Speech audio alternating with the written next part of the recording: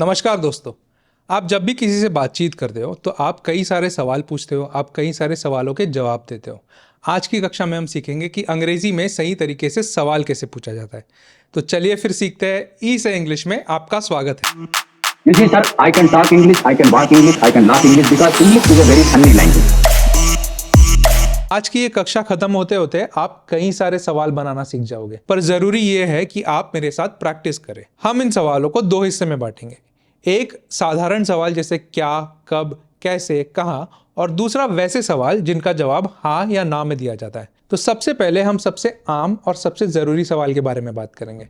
जो सबसे आम सवाल आप किसी से भी पूछते हो वो है आपका नाम क्या है। आपका नाम क्या है इसे अंग्रेजी में कहा जाता है व्हाट इज योर नेम। तो आप अब मेरे साथ प्रैक्टिस करेंगे। व्हाट, आप मेरे साथ बोलेंगे व्हाट इज योर नेम। वापस करेंगे व्हाट इज योर नेम। बहुत बढ़िया। तो अब हमने ये सीख लिया कि क्या का मतलब व्हाट होता है। उसी तरीके से कहाँ, इसका मतलब होता है वेयर। तो अगर आपको किसी से ये पूछना है कि आप कहाँ रहते हैं तो आप पूछेंगे where do you live. Where, मेरे साथ बोलिए वेयर डू यू लिव। तो अगली बार आप किसी नए इंसान से मिलेंगे तो आप उनसे ये दो सवाल पूछ सकते हो। एक व्हाट इज योर नेम और दूसरा वेयर डू यू लिव। आपका नाम क्या है, आप कहाँ रहते हो। जो तीसरा सवाल है वो समय दर्शाता है, कब, और कब को अंग्रेजी में कहा जाता है व्हेन। तो अगर आपको ये पूछना है कि हम कब मिलेंगे, आप पूछेंगे व्हेन विल वी मीट। आप मेरे साथ एक और बार बोलेंगे व्हेन विल वी मीट। मानिए अगर आपको किसी चीज का कारण जानना है तो आप किस शब्द का इस्तेमाल करोगे। आप इस्तेमाल करोगे क्यों का, और क्यों का इंग्लिश में अनुवाद है वाई। और इसे हम जब एक वाक्य में डालेंगे तब हम पूछेंगे मैं क्यों नहीं जा सकता, वाई कांट आई गो। आप मेरे साथ वापस प्रैक्टिस करेंगे वाई कांट आई गो। अगला सवाल है कौन। अगर आपको यह पूछना है कि ये कौन है, वहां कौन जाएगा, तब आप अंग्रेजी में इस्तेमाल करेंगे कौन की जगह हु का, WHO, हु का। मानिए अगर आपको पूछना है वो कौन है, तब आप अंग्रेजी में पूछेंगे हु इज ही। अगर वो औरत है तो आप पूछेंगे हु इज शी। तो आप मेरे साथ वापस प्रैक्टिस करेंगे। आप बोलेंगे who is he, who is she. WH वाले सवालों का आखिरी उदाहरण है विच। विच तब इस्तेमाल किया जाता है जब आपको जानना है कि कौन सा। अगर आपको पूछना है कि मुझे कौन सा रास्ता लेना चाहिए, तब आप अंग्रेजी में पूछेंगे which route should I take. आप मेरे साथ रिपीट करेंगे, मेरे साथ प्रैक्टिस करेंगे which route should I take.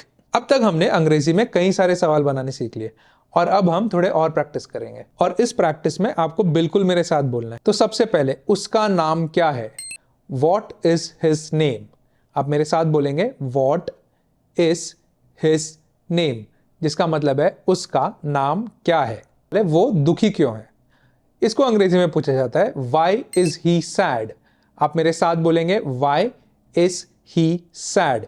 इसमें वाई ये क्यों का अनुवाद है। तुम्हारा पसंदीदा रंग कौन सा है, इसे हम अंग्रेजी में पूछेंगे which is your favourite colour. तुम्हें देर क्यों हुई, इसे हम अंग्रेजी में पूछेंगे वाई आर यू लेट। आप मेरे साथ बोलेंगे वाई आर यू लेट।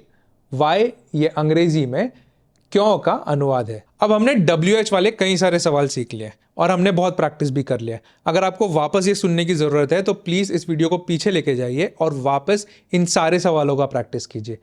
अब हम जाएंगे अगले तरीके के सवालों के पास, जो है हाँ या ना वाले सवाल। और ऐसे सवाल बनाने के लिए आपको सहायक क्रियाओं के बारे में सीखना पड़ेगा। अगर आपने सहायक क्रिया वाला वीडियो नहीं देखा है तो आप ऊपर वाले लिंक पे जाकर प्लीज देख लीजिए। तो हाँ या ना वाले सवाल पूछने के लिए आपको ये याद रखना है। हाँ या ना वाले सवाल ऐसे बनते हैं, सहायक क्रिया, कर्ता और क्रिया।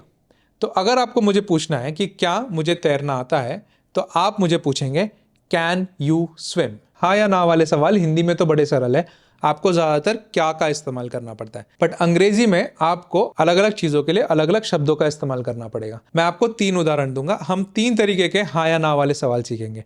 सबसे पहला क्षमता दर्शाने वाला सवाल।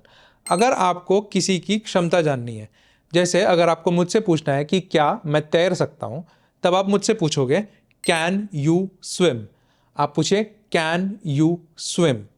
उसी तरीके से अगर आपको मुझसे पूछना है कि क्या मैं अंग्रेजी में बात कर सकता हूं, क्या मैं गाना गा सकता हूँ, तब उस जगह पर आप कैन का ही इस्तेमाल करोगे।